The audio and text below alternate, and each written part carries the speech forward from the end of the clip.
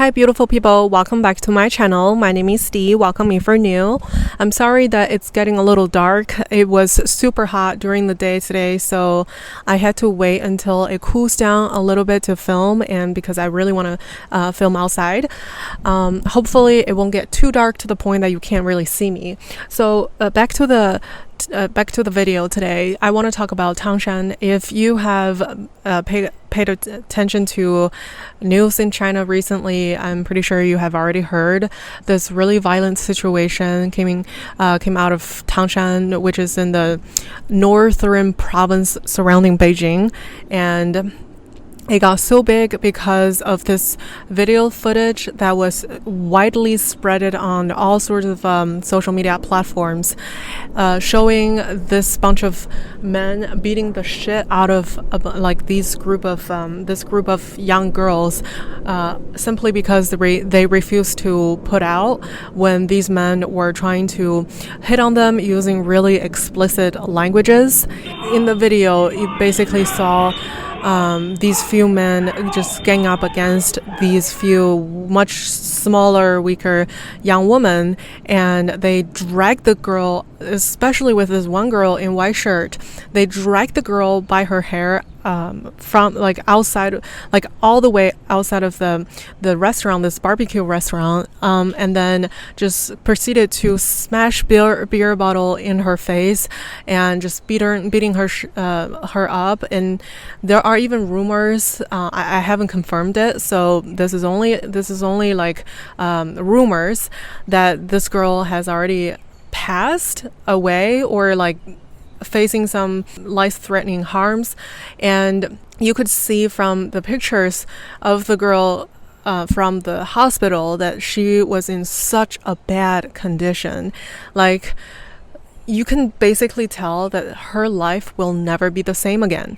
And a lot of people, what gets me going is like a lot of people, after this whole thing became viral, you saw a lot of debates, a lot of discussions on the Chinese internet saying that whether this should be a gender issue, like whether it should be about a feminism issue.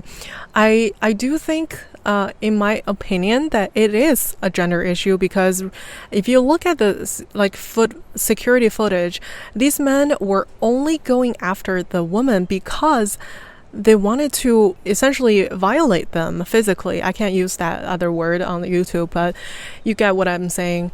And a lot of it was because policies enforced by the government.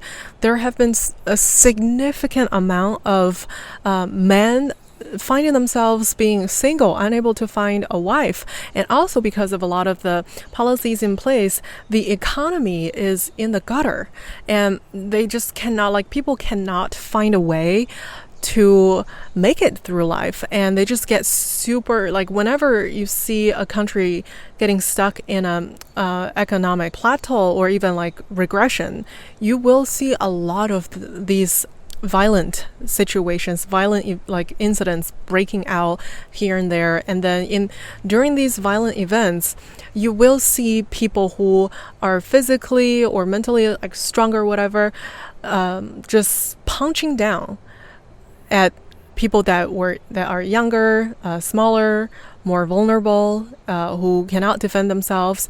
It's unfair, but it is what it is. A lot of people in the West argue that there is not a hard line between the two, whatever genders, like men, women, transgender, whatever. And in my opinion, I do think there is a hard line when it comes to biology. I don't care what other people say. As long as you have a Y chromosome, you are more prone to be stronger and taller and faster and a higher muscle density than if you only have X chromosomes. So you could see literally in the video, the men who beat up these women, these young girls, were physically stronger, and they were able to overpower these women rather easily. And even when other bystanders, or like people, I guess, like other men who were even trying to like pull these violent dudes or bastards away from these girls, they failed to do so because they had so much strength. And I do think it is a gender issue because whenever a society goes into a very dark period where the economy is in the such a bad shape and then the culture is deteriorating, you will see more and more men or biologically stronger people like just going after people that are younger who can be children, women, and elderlies, which is exactly the case if you were paying attention to like just news coming out of China. And then what's really even worse is that the law doesn't protect the vulnerable. And it's mostly because the government doesn't really want to do so. Because of their own policy, there are just so many more men today finding themselves excruciatingly single, alone, and unable to find a wife, unable to form a family, and unable to provide. It's just not a good situation for the general stability of the society. So in politicians' eyes, in people who are in power, in their position, they do see women as almost like a means to an end, in a sense that they're a tool to keep these unrattled men, single men, satisfied sexually so that they don't proceed to escalate their violence or try to redirect their anger and frustrations at the government or the whatever, like the system that they deem as insufficient.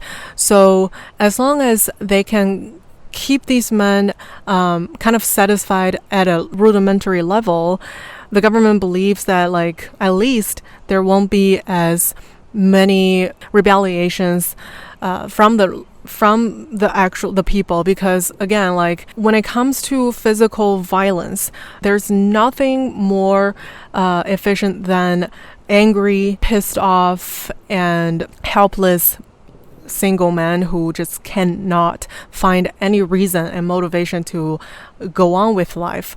That's why I just cannot agree with people who don't see it as a gender issue, but it's also just the general apathy of the Chinese people. And I've personally experienced that myself so many times. I'm pretty sure a lot of the reason why so many Chinese people like myself or people who have lived in China are so triggered by this violent situation was that it kind of resembles somewhat of experiences that we had when we were in China. Like when we were put in such a vulnerable and desperate position, nobody was there to help you, even though they were just right there next to you. They just fucking watch, or they pretended nothing happened so that they could stay out of the trouble. I remember in the summer before I went to college, I was 18 and I was shopping by myself in this super crowded mall. It was in the middle of the day, so there were just people, like, you know how busy it gets in subway stations in Beijing. So I was surrounded by people, and I was holding these 2 bags of clothes or like makeup or whatever, I don't remember. And then there was suddenly this strange and deranged looking man who was actually rather tall. Like he was probably around like 6'2" or something, like at least half head taller than me. And he started to follow me. And at first I was thinking maybe I was being paranoid. So I was turning left, turning right, just to see if he followed. And he indeed, wherever I went, wherever I turned, he would follow up. So I just instantly became so scared. And I tried my best to look for help, but everybody just pretended like they didn't see anything. And then I found this security guy in the station, because I was very young, and I just asked that security guy, "Uncle, please, this person is following me. Can you help me?" And then that security guy just took a look at me and took a look at the dude behind me, and then he fucking walked away. he just turned around, and then it was almost like he was like in a hurry for something very urgent. He just took off and then it disappeared. Don't remember where he went, but all I remember was I was left there by myself with that dude behind me, dumbfounded, extremely scared, extremely panicked. So I just kept going and then getting closer to the actual subway. I couldn't apparently ask help from anybody, so I had to just briefly jump onto the train when it arrived, and then that dude of course followed up, and right before the door shut, I immediately jumped off. Right before he could follow up, the door shut. I will never forget the way he looked at me after the door shut right between us, and as the subway drove away, and nobody was there for me the entire time. I just will never forget that sense of just helplessness and just the fear. I was so let down. And not just that, there were so many times when I was younger in elementary school, it was a different situation, but it also gave me that sense of just helplessness, and I just felt like I was being like I didn't understand why it was so unfair. But I remember I had a crush on this other young boy, and then I indeed was kind of annoying, but I just kept talking to him, patting on his back, trying to get his attention, and maybe he just got super annoyed by me. So in the middle of the class, this science class, he stood up and then kicked my table and then kicked me. The science teacher came to us, and the science teacher was an older Chinese woman, and she just looked at us and she told me, "Look how angry you are making him." Because she saw that I was like bothering him, kept patting on his shoulder. But after he kicked my table and kicked me, the teacher was telling me off, asking me to behave better, because this precious little boy was getting annoyed. He had to kind of let it out on another girl. And it goes to show that society, that Chinese society, does not value women. It does not value weaker groups, the more marginalized group. And then that also led to another thing is you don't really see a whole lot of disabled people in China out in public. It's not because there aren't a lot of disabled people. I remember the number was like over 100 million, probably more, but like the lowballing estimation of disabled population in China is over 100 million, but you rarely see any in the streets. It's because the cities were not designed for disabled people. Even if you are a fully functional abled person, you still have to look out like for yourself when you are crossing the streets. No car is gonna stop for you. Nobody will help you if you are in trouble. Nobody's gonna stop for you just because you are weaker and you're more vulnerable. And trust me, this will become a huge problem in the future for China. I do think this pure apathy for the vulnerable groups and just this true misogyny within that Chinese society will serve to China's detriment in the future, in the very near future. And that is why whoever that is watching, if you are a parent of especially a young daughter, or if you are a young woman yourself, please try your best to see if there's a way to get out. No matter what you do, it will be worth it in the future.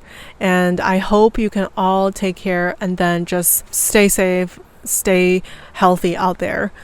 If you have any further discussions that you want to share with me, please leave it all in the comment section below. Thank you so much for watching. I'll see you in the next video.